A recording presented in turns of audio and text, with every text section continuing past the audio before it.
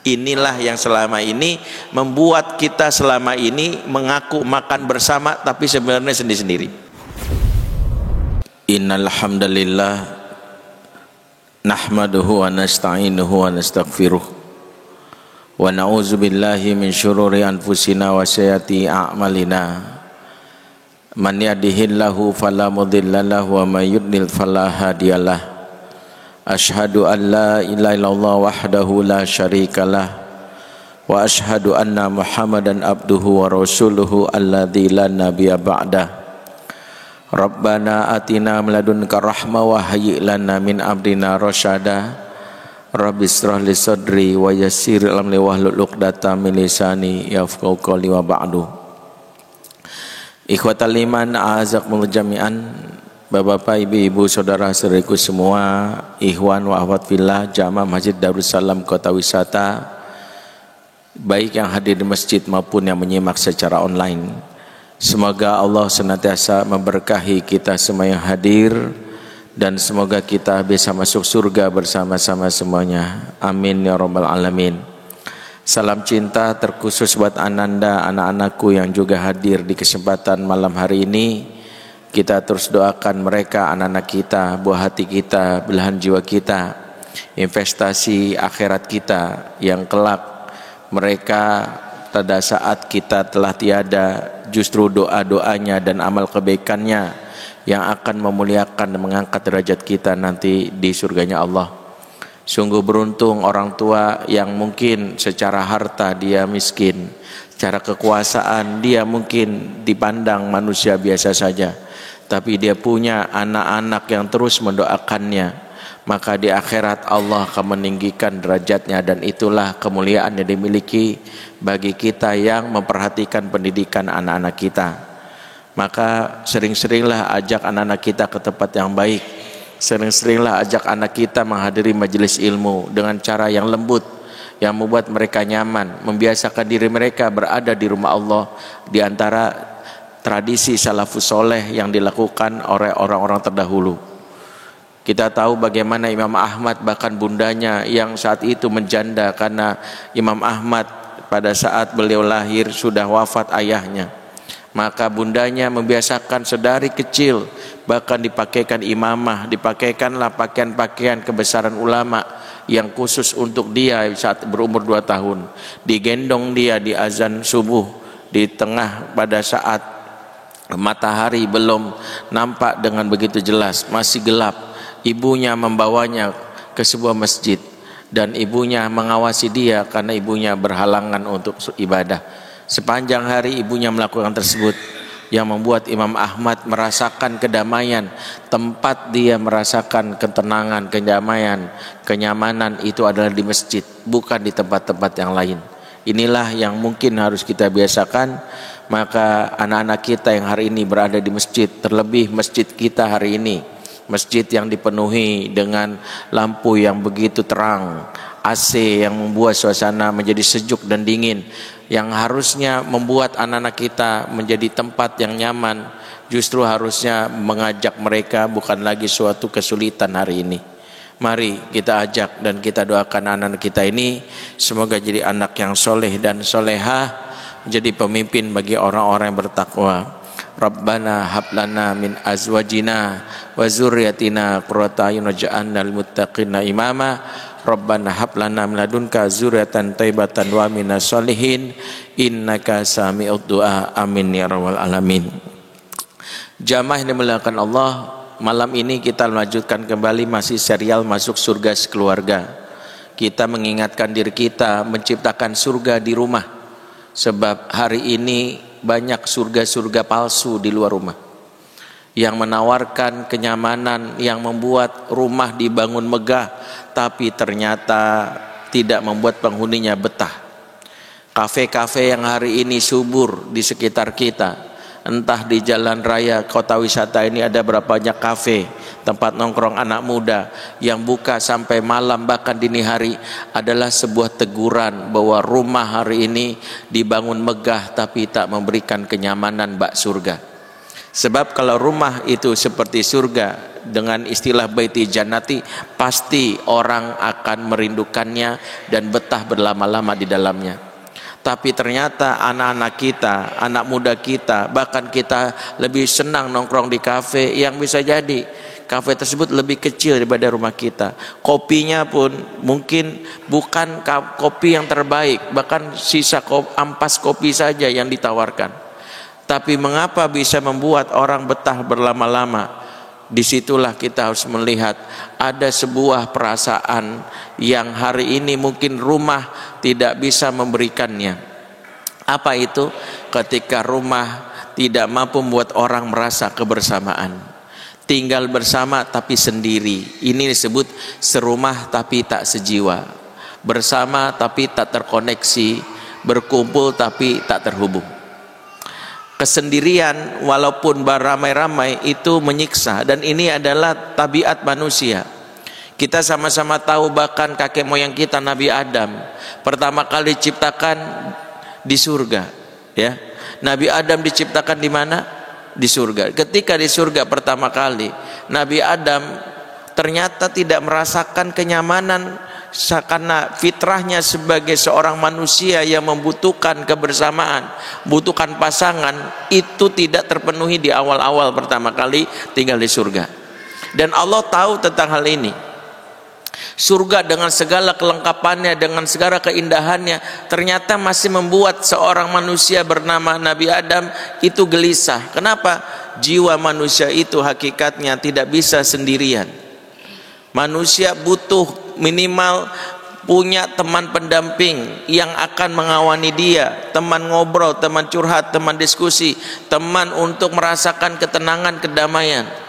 Dan Allah tahu itu. Makanya Allah ciptakan yang namanya Bunda Hawa sebagai teman pertama yang akan menemani bagaimana Nabi Adam tidak sendiri lagi.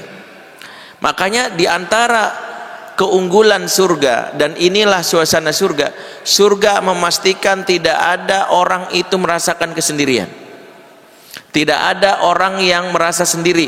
Mungkin di dunia dia jomblo, ya, mungkin ada saudara kita, mungkin ada yang hari ini jomblo. Di surga enggak mungkin jomblo. Kata Nabi SAW, ma fil jannati azab. Di surga tidak ada yang jomblo. Ini bukan berarti disalahgunakan artinya, oh berarti jomblo nggak masuk surga. Bukan. Artinya apa? Setiap orang yang di dunia nggak punya pasangan pasti akan bertemu dengan pasangannya, karena setiap manusia memiliki pasangan yang telah Allah tetapkan. Wa khalaqnakum azwaja, dan kami ciptakan kalian berpasang-pasangan, alias kamu tak mungkin sendiri, kamu punya teman. Kalau di dunia tidak ada, bisa jadi kenapa? Ya, ini juga menjawab pertanyaan ya sebagian saudara-saudara kita. Ustadz, kenapa sih jodoh saya belum nyampe atau ketemu sekarang? Ya, mungkin ada yang nanya ya, atau mungkin saudara kita yang nanya. Jodoh itu belum ketemu. Jodoh itu belum bertemu bisa jadi karena 3 sebab. 1, jodohnya belum lahir. Ya, jadi kalau hari ini belum punya jodoh, bisa jadi jodohnya belum lahir. Jadi jangan merasa jodoh itu seumuran. Nabi Muhammad dengan Aisyah beda berapa tahun? Puluhan tahun. Berarti Aisyah dengan Nabi Muhammad itu beda jauh. Makanya prasangka baik kalau sini ada ikhwan-ikhwan yang ada jodohnya, jangan-jangan ada bayi yang hari ini digendong sama ayahnya itu jodohmu gitu. Jadi baik-baik aja ya. Jangan galak-galak, jangan kasar-kasar. Ini yang pertama, jodohnya belum lahir. Yang kedua, kenapa jodohnya belum ketemu? Ini kedua, bisa jadi jodohnya udah wafat. Ya, Allah tetapkan dalam arwah mereka pasangan, begitu dunia salah satunya wafat. Enggak ketemu mereka di dunia. Ya, maka nanti mereka ketemu lagi di surga. Dan yang ketiga, kenapa jodoh itu belum bertemu? Bisa jadi karena ada penghalang dosa di antara mereka. Dosa penghalang pertemuan sebuah pernikahan itu rusak biasanya karena dosa. Termasuk seorang yang menjomblo lama padahal sudah ada jodohnya tapi nggak bisa atau susah nikah, penghalangnya dosa. Dosa itu penghalang terjadinya ikatan pernikahan. Itulah yang menyebabkan kenapa Nabi Adam alaihissalam ketika pertama kali diciptakan Allah di surga, begitu juga dengan istrinya Hawa, mereka telah dijadi suami istri di surga. Gara-gara mereka kena bujuk rayu iblis, bujuk rayu setan. Apa bujuk rayunya? Memakan buah terlarang. Fala taqraba hadhihi sajarah, jangan dekati pohon itu. Allah sudah bilang ke mereka, tapi mereka kena bujuk rayu iblis. Akhirnya mereka makan buah terlarang tersebut, maka akhirnya mereka dikeluarkan dari surga.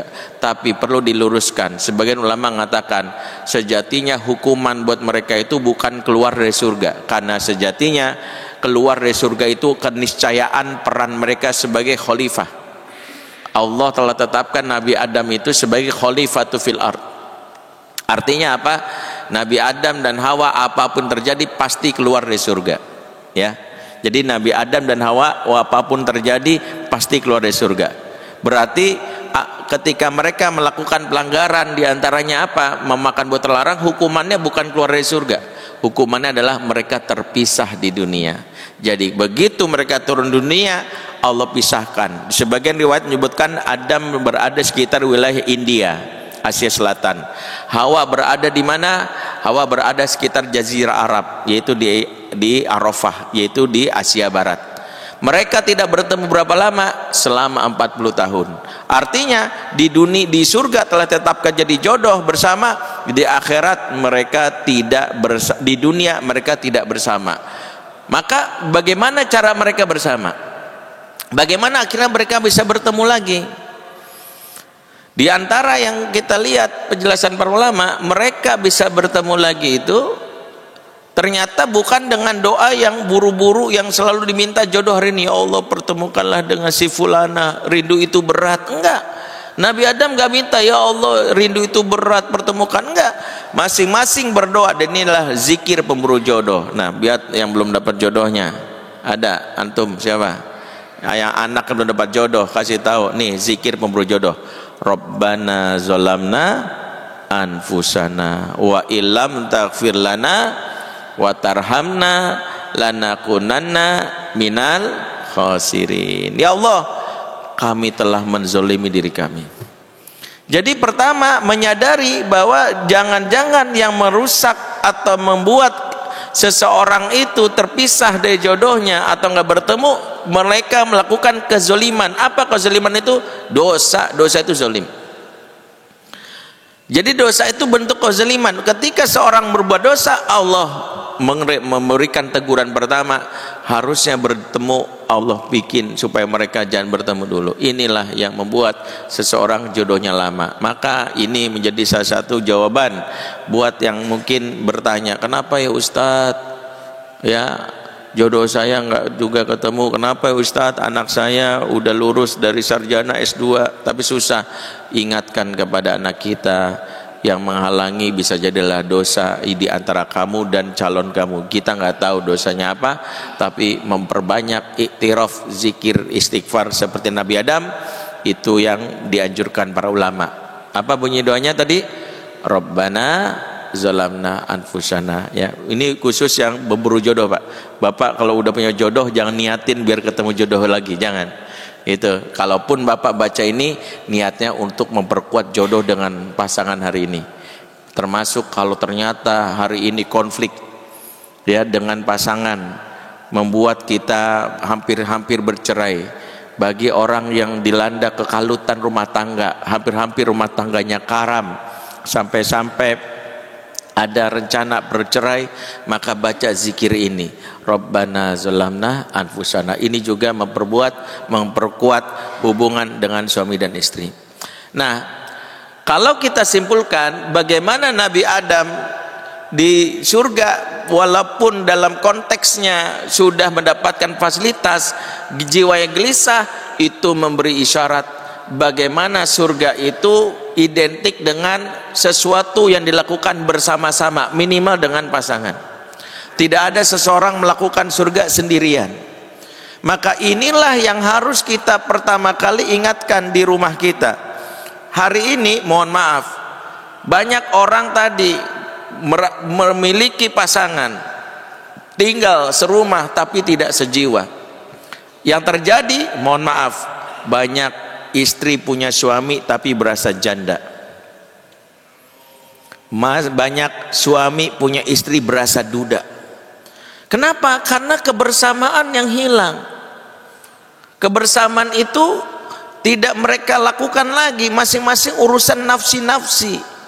Seolah-olah mereka hanya tukang numpang tidur di rumah sendiri. Sehingga yang dilakukan seseorang pada saat sudah mengalami kondisi ketika Allah pisahkan mereka, diantaranya apa? Mereka menikmati kesendirian. Jadi hati-hati kalau suami sudah berani mengatakan, atau istri mengatakan, aku kayaknya lebih nyaman kau sendirian deh daripada bersama kamu. Itu bahaya, Pak. Bahaya. Sebab ketika dia sudah mengatakan kesendirian itu menyenangkan daripada bersama, maka itu isyarat setan berhasil melakukan yang pertama kali tugasnya merusak rumah tangga, membuat sebuah keluarga suami istri itu tidak senang bersama. Sebab kebersamaan indikator masih munculnya mawaddah di dalam sebuah rumah. Ya, karena Allah ketika menikahkan seseorang, ketika seorang hamba menikah, di antara keindahan pernikahan itu Allah berikan apa? Wa min ayatihi an khalaqalakum min anfusikum azwajan litaskunu ilaiha wa jala bainakum mawaddata warahmah. Jadi Allah berikan yang pertama sakinah, yang kedua mawaddah, yang ketiga rahmah.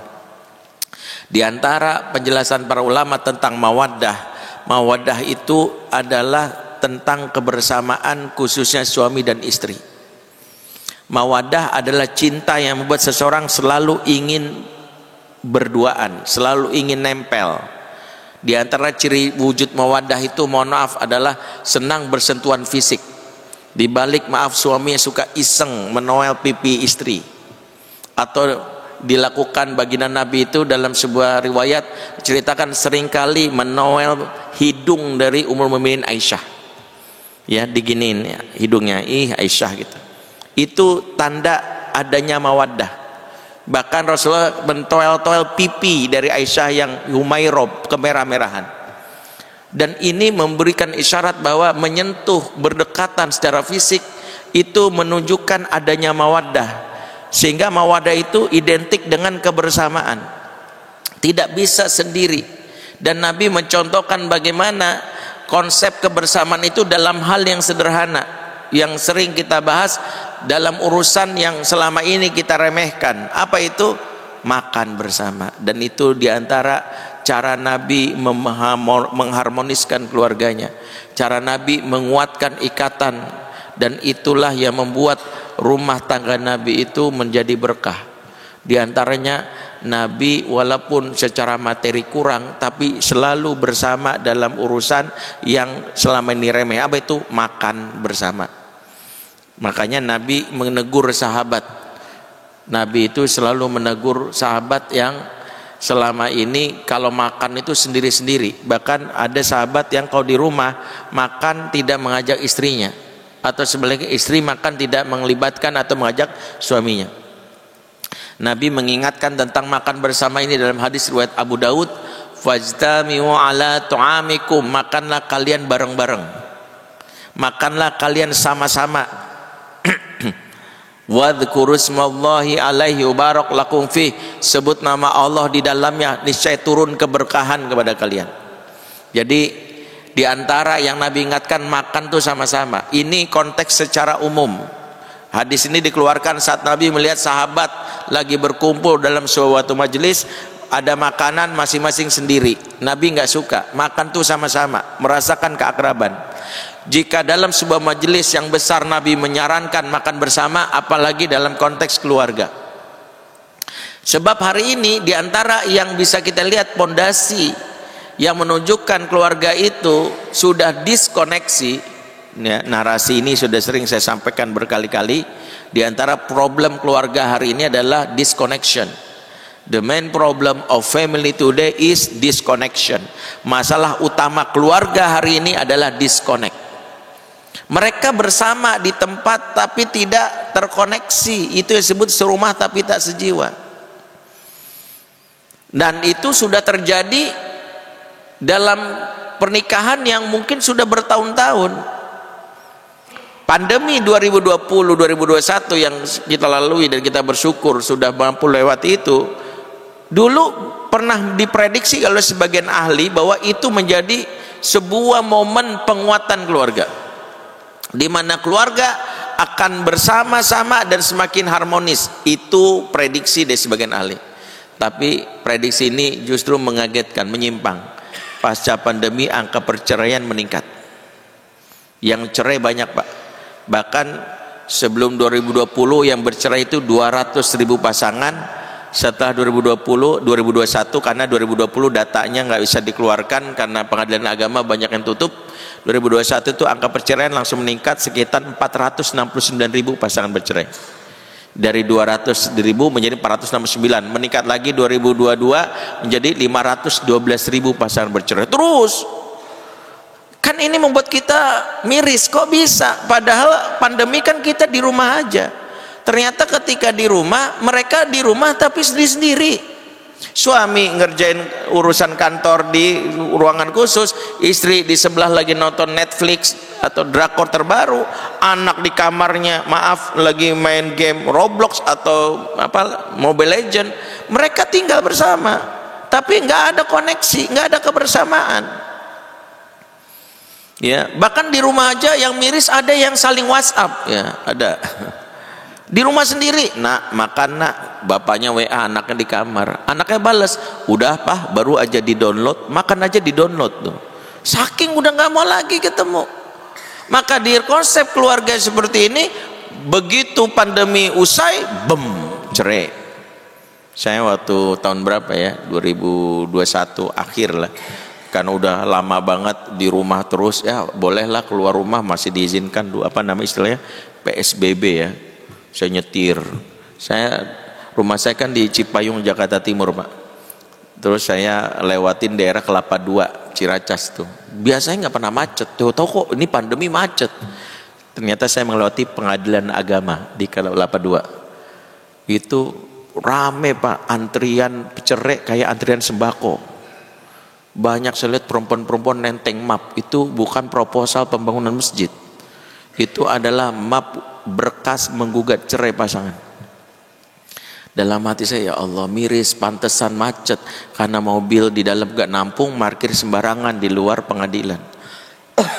Dan ini fenomena global, bukan fenomena di Indonesia saja, di global pun begitu. Nah, di antara yang solusi yang ditawarkan oleh para ahli adalah, yuk rajut lagi kebersamaan. Jangan biarkan sekeluarga merasa sendiri. Di antaranya apa? Momen yang paling sakral yang itu diajarkan oleh Nabi dan akhirnya dijadikan salah satu gerakan di luar negeri adalah back to dining table, kembali ke meja makan. Jadi di antara risetnya menyebutkan banyak keluarga hari ini sudah mulai jarang makan bersama. Ya. Coba bapak-bapak sini, kapan terakhir makan bareng? Mudah-mudahan hari ini. Makan bersama udah jarang. Dan ingat, makan bersama bukan yang selama ini kita anggap makan bareng. Makan bersama itu punya ciri, Pak. Jangan sebut makan bersama kalau nggak punya 5 ciri ini. Jangan-jangan bukan makan bersama, tapi makan di tempat yang sama. Makan bersama cirinya 5. Kalau kita punya 5 ciri ini baru makan bersama. Kalau belum ada, bukan makan bersama. 1, wujuhu ila ta'am, menghadap ke makanan. Ya, jadi makanan dihidangkan menghadap ke makanan, itu disebut makan bersama. Bahkan dalam hadis riwayat Abu Daud, Nabi itu jalisu haula ta'am, duduk mengelilingi makanan. Bukan makan bersama kalau ini makanan sambil ngelihat ke TV, menghadapnya ke sana. Ya, makanannya dihidangkan tapi ngelihat sana. Maka ini menjadi indikator makan bersama. Pernah umroh kan? Pernah haji. Waktu umroh dan haji, saat iftar jama'i di Masjid Nabawi, Masjidil Haram, digelar itu makanan dibentangkan, orang langsung balik badan menghadap ke makanan, dan itu sunnah makan bersama. Ini yang pertama. Makanya yang benar sunnahnya itu makanan itu ditaruh, bukan di prasmanan, tapi dihidangkan. Itu yang benar. Kalaupun ada di prasmanan, taruh di depan masing-masing untuk diambil. Ini makan bersama. Yang kedua, makan bersama itu cirinya adalah membagi lauk dari wadah yang sama, senampan, sepiring bersama. Ya, ini boleh Pak, makan bersama satu nampan, kebuli biasa gitu. Tapi kalau kita agak jijik karena pernah lihat video perindapan kan gitu ya, agak jijik itu, maka boleh kita tuangkan ke masing-masing piring-piring kecil, tapi dari wadah yang sama diambilin. Itu boleh. Itu disebut makan bersama. Yang ketiga, ciri makan bersama saling mencicipi. Pernah nggak praktekin kita bilang sama istri, sayang cobain sedikit ya ayamnya, ya pernah Pak? Atau istri kebalikannya, aku juga cobain ya ikannya ya, dihabisin sama dia gitu, lebih banyak dia yang begini. Ya nggak apa-apa. Nabi bahkan hanya untuk urusan minum, Nabi itu membiasakan bersama dengan istrinya. Suatu hari Aisyah minum, Rasul bilang, sisakan tuh ya Aisyah, sisakan tuh ya Aisyah. Bayangkan Nabi minum aja minta disisakan. Apakah Nabi haus? Sebenarnya enggak. Nabi itu sebenarnya ingin mengajarkan kebersamaan, dan Nabi selalu minum di bekas bibir di mana Aisyah nempel. Jadi setelah itu Nabi lihat ini bekas bibir, langsung diminum. Biasakan makan bersama, bahkan minum aja bersama. Jadi Nabi bahkan minumnya saja itu Nabi minum bersama satu gelas. Ini bukan Nabi mengajarkan irit cuci piring cuci gelas. Nabi sedang mengajarkan kebersamaan dalam hal yang hari ini hilang, segelas bersama. Ini juga diingatkan sama istri. Kadang istri kalau dikasih makanan lagi diet ditawarin, ini bukan tentang diet dulu, ini kita sedang membangun harmonis. Anak juga gitu, kalau kita lagi makan, papa coba dikit ya, biasakan begitu. Makan bersama itu sunnahnya adalah dengan cara apa? Dengan cara membagi lauk atau membagi piring atau membagikan makanan kepada pasangan kita. Itu yang disebut sunnah yang diajarkan Nabi. Yang keempat, disebut makan bersama, cirinya adalah tidak ada media penghalang. Tidak ada sama sekali media. Pak, hukum membaca Quran di ruang makan apa hukumnya? Ya? Sebagian ulama menghukumi makruh. Sebab kaidah para ulama, likuli amalin makanuha, setiap amal itu ada tempat-tempatnya. Jadi zikir bagus enggak? Bagus. Tapi kalau di WC apa hukumnya? Terlarang, enggak boleh. Ya, zikir di WC. Tawaf di Zamzam Tower, bukan di Ka'bah. Jadi tawaf itu hanya bisa di Ka'bah. Tawaf misalnya ngiterin GBK, enggak ada nilai pahalanya. Maka demikian juga baca Quran itu mulia, tapi saat di meja makan kalau kita tiba-tiba baca Quran auzubillahi minasyaitonirrajim, orang lain jadi aduh, mereka jadi diem. Maka disitulah jadi salah tempatnya disebutkan makruhnya membaca di meja makan. Apa yang ingin saya sampaikan, ini bukan tentang Quran. Jika Quran yang mulia saja menjadi makruh karena di meja makan, apalagi ini. Nah, inilah yang selama ini membuat kita selama ini mengaku makan bersama tapi sebenarnya sendiri-sendiri.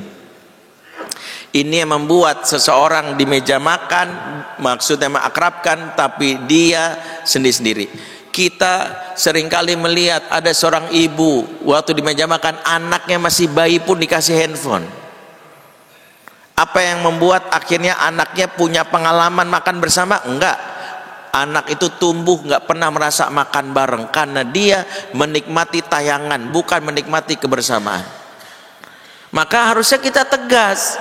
Bapak-bapak kalau ada cucunya, ada anaknya main handphone, enggak ada di sini. Ini udah jarang kita ngumpul, makan pakai handphone. Taruh handphonenya.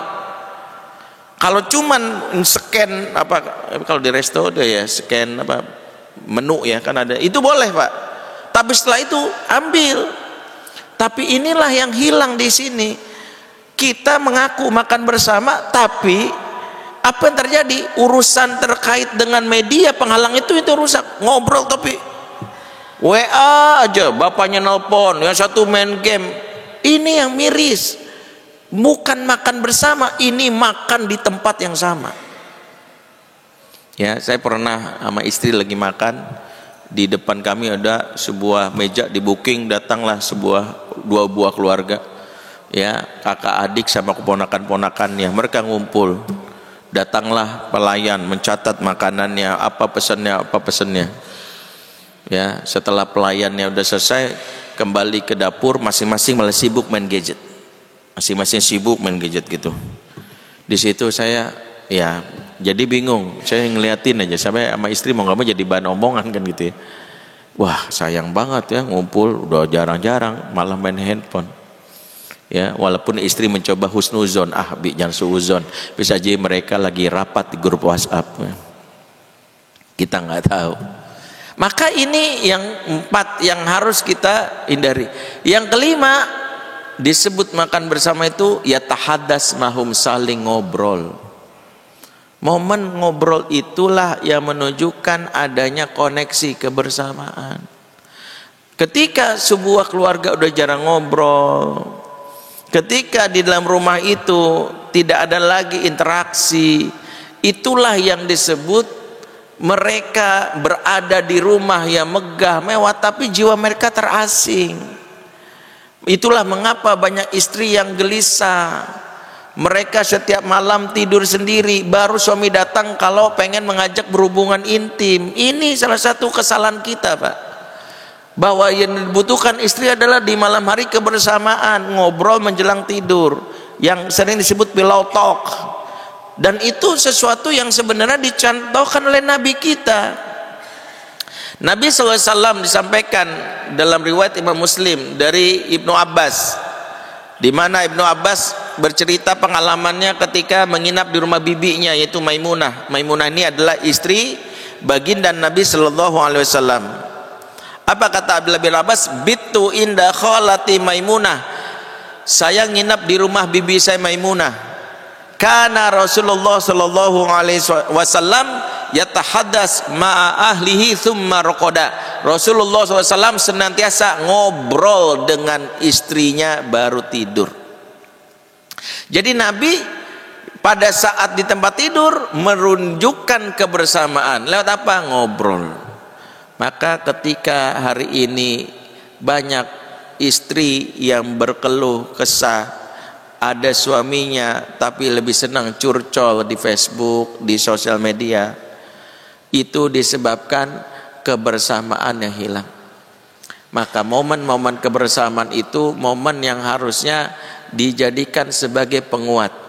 Di antara ciri kebersamaan itu adanya interaksi fisik, adanya obrolan.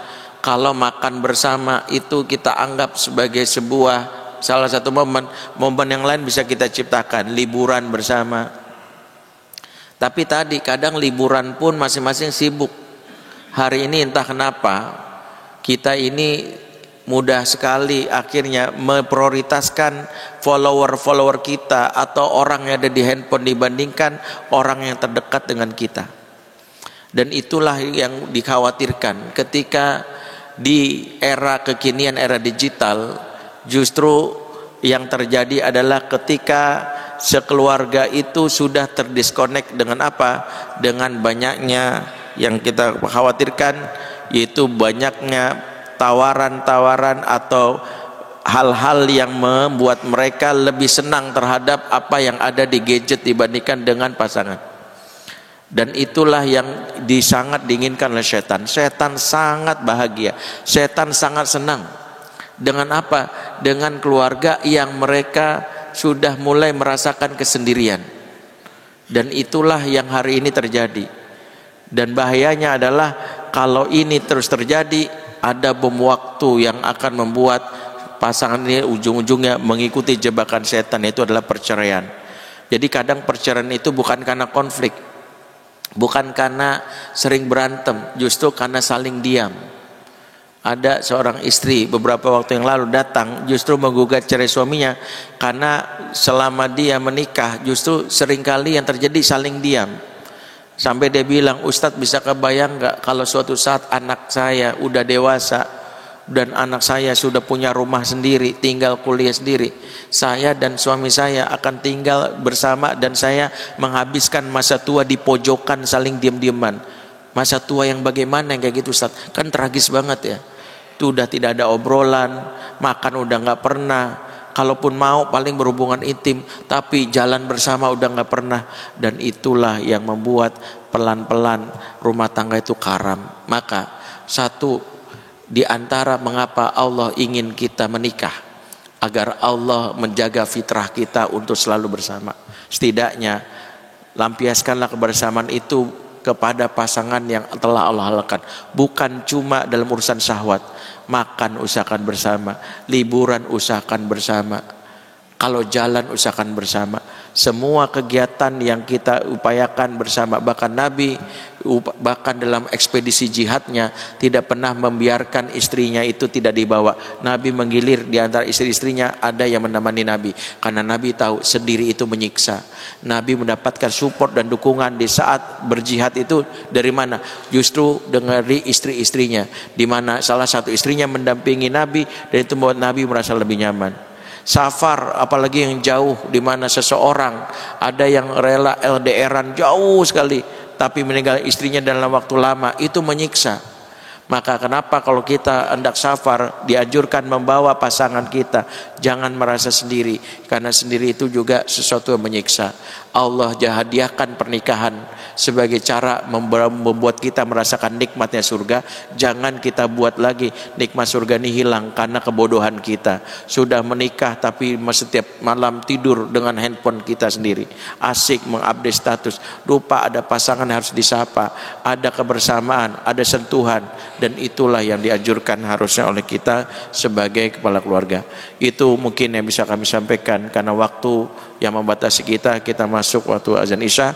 Mudah-mudahan bermanfaat. Mohon maaf untuk malam ini tidak ada sesi tanya jawab karena kami ada agenda pasca salat. Aku lu qala zafarti walakum subhanakallahumma bihamdik asyhadu an la ilaha illa anta astaghfiruka wa atubu ilaik. Bila taufik wal hidayah. Wassalamualaikum warahmatullahi wabarakatuh.